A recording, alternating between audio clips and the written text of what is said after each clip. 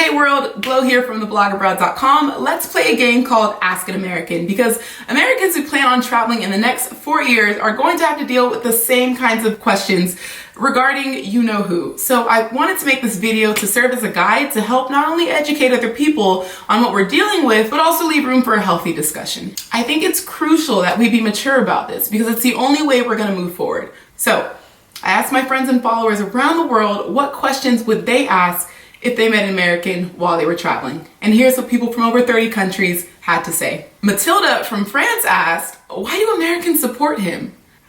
You know, I seriously have no idea why, but they're out there. It's just unfortunate they don't always wear their uniforms. Joanne from Australia asked, does Trump represent any of your views? Yeah. Every time I finish taking a dump, I feel his views right out of me. It's this weird synergy, but my fecal matter is probably the closest representation I have to his perspectives. Yashin from Malaysia asked, now that this has happened, which state do you think will be the most affected? Your mental state. That's the one in most jeopardy right now. Katie Walsh from Scotland asked, how do you think it came to this? And basically, that's what she said. Karina from Guatemala asked, how will you try to represent justice with him being the face of your nation? Good question. I think I'm just gonna have to start trying really hard not to grab men by their dick. You know, in theory, sexual predatory behavior should automatically disqualify someone from an important position. But now that I think about it, if you're white and you have money, go for it. Do what you want. What are consequences and morals when you're white and rich? Inappropriate actions are totally justified. Consequences are only for the peasants after all. Crystal from Australia asks, how do you sleep at night? Surprisingly, sleeping is really easy. It's waking up that sucks because you have to prepare yourself for the tweet storms and wars that may have occurred in your 7-hour slumber. What did the Donald do today is as common as asking God, why hast thou forsaken us? And usually those questions come in that order. Andy from Canada asked, how do you think 2017 will go for the USA? It's really important to be calm and reassuring in your tone. I don't know, we're all gonna die. Oh my God, I don't want to think about it. Someone save us. You know what? I'm done. I don't know.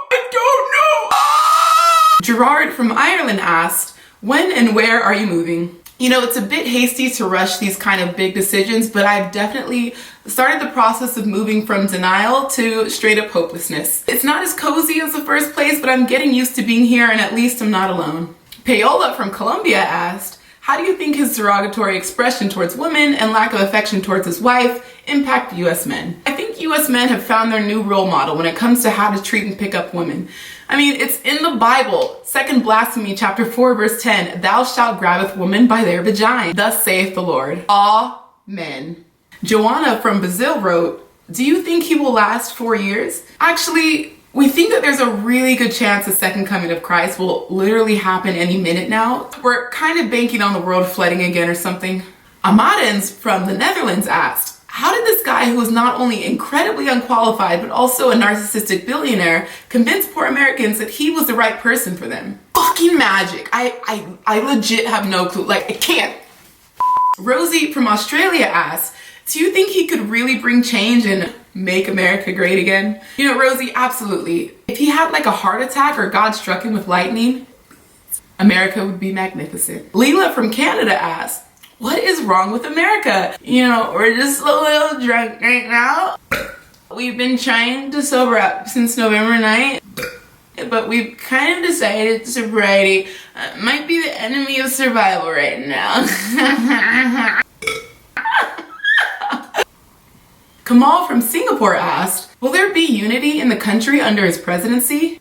Will pigs ever fly? Will he release his taxes? Will Beyonce name her twins green poison and yellow fever? I think you have your answer. Rich from Kenya asks, what scares you the most about Trump's presidency?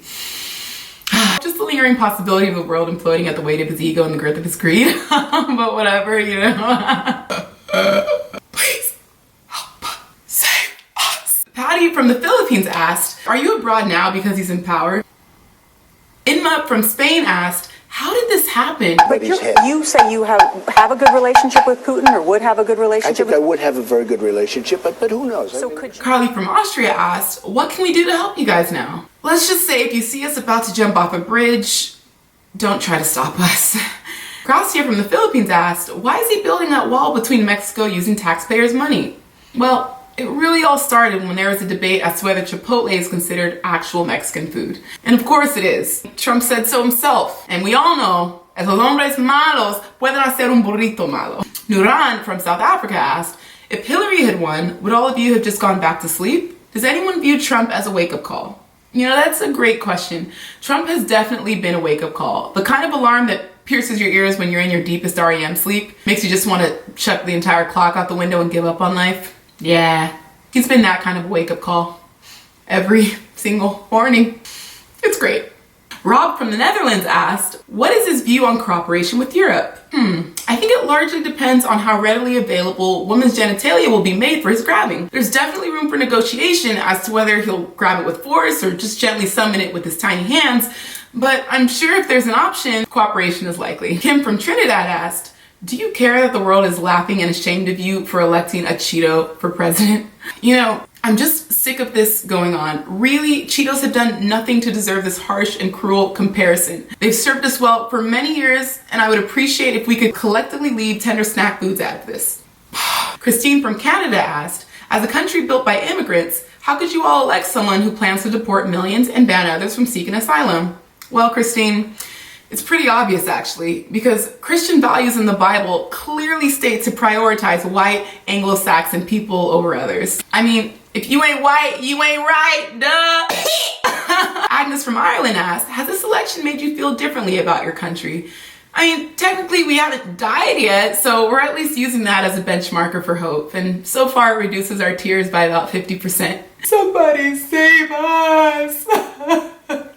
Stefan from Cyprus asked, why? Why what exactly? Why have we pressed self-destruct on our country's manual? Why talking about him gives me gas? Why was he conceived in the first place? I mean, really, the questions are endless. You know, it's pretty obvious. If the country would just get over it and accept that privilege doesn't exist, we'd be so much better off. Greg from Canada asked, do you still feel safe if you aren't a white straight male in the US?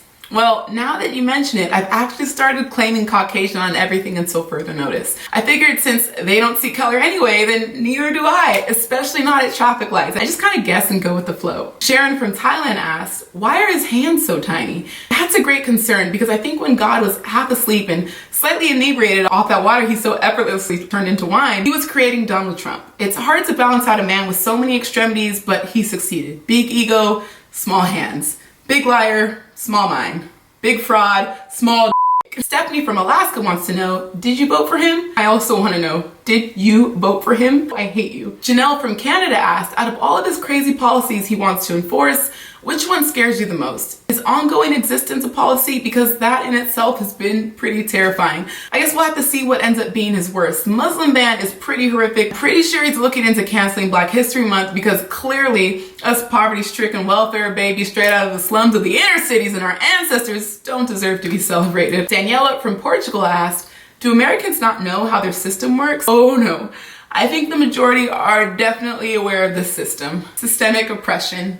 Systemic racism. The system is alive and well. Tommaso from Italy asked, what does he represent about the American dream? He's more of the American nightmare, so I'm not really sure how to answer this. Amanda from Australia asked, how can anyone defend a man with so many isms? Racism, sexism, misogynism, and I don't think we really defend it, we just kind of excuse it because again, he's white and he has a lot of money. In America, that kind of privilege can get you anywhere. Asmini from Kenya asked, why the oh, sorry, that was crossed out. Okay, snowflakes who voted for him. What was the one thing that was so important to you that it overshadowed his many wrongs? I can't answer that as a snowflake, but I can as a cold flake. Woo! Let me channel my inner idiot if I can. The biggest thing that won me over was how he just tells it like it is. He keeps it real, and you know what? I'd rather be openly racist than be forced to hide it. This is America. I should be able to wear my white hood. I mean, just live without fear. Kyle from Canada asked, how long do you think it'll take him to get impeached? Again, it depends on the availability of female figures who happen to have their genitalia anywhere near a grabbable distance. Could be next week, could be in the next hour. We're just hoping that the woman in question is able to recover, and we do thank her for her service to this country. Tara from Ireland asked, Do you find it hard to be patriotic now? The New England Patriots are in the Super Bowl in 2017 yet again. Hardly a task to be patriotic these days. Izzy from England asked, the Electoral College, it seems so strange that some votes have more weight than others, and some states have more influence. The Electoral College is complicated. The Founding Fathers used it to help satisfy each state's demand for greater representation while attempting to balance popular sovereignty against the risk posed to the minority from the majoritarian rule. And in only 5 other cases, including the recent one, has the winner of the popular vote not gone on to win the Electoral College vote and subsequently the presidency. You know, Alexander Hamilton once argued that this system produced a great amount of stability, especially in the case of a criminal or similar kind of heinous person being elected. And he goes on to say, the immediate election should be made by men most capable of analyzing the qualities adapted to the position. That doesn't sound laughably archaic at all. Finally, Daniela from Romania asks, why did you all choose a man that contradicts himself with every opportunity? No, we didn't. Of course he did. There's nothing wrong with that. That's absolute words. He's completely normal. Unstable man-child. He speaks eloquently. His vocabulary mirrors a toddler's. Not sure what contradictions you're talking about, really. So there you have it, American travelers, your go-to all-encompassing guide on how to answer any type of questions you may get about Trump while traveling. And while the likelihood of your trip being ruined because the frequency of these kind of questions are fairly high, I recommend whiskey and scotch to alleviate some of those anxieties. America, the land of the free, the home of the grave, of our dignity. God bless it. God bless us. God save us. Please. We don't deserve this. Help. Help. Also, if he's offended your race, religion, or country, I'm sorry, and if he hasn't, he will soon. So just accept this apology in advance and give it a lifetime warranty. I did try and fuck her. She was married. It's huge news, Sarah. No, I moved on her like a bitch, but I couldn't get there, and she was married. Then all of a sudden, I see her. She's now got the big phony tits and everything. She's totally changed her look. You gotta use some Tic Tacs just in case I start kissing her. You know, I'm automatically attracted to beautiful. I just start kissing them. It's like a magnet. You just kiss. I don't even wait. And when you're a star, they let you do it. You can do anything. Whatever you want. Grab them by the pussy. You can do anything.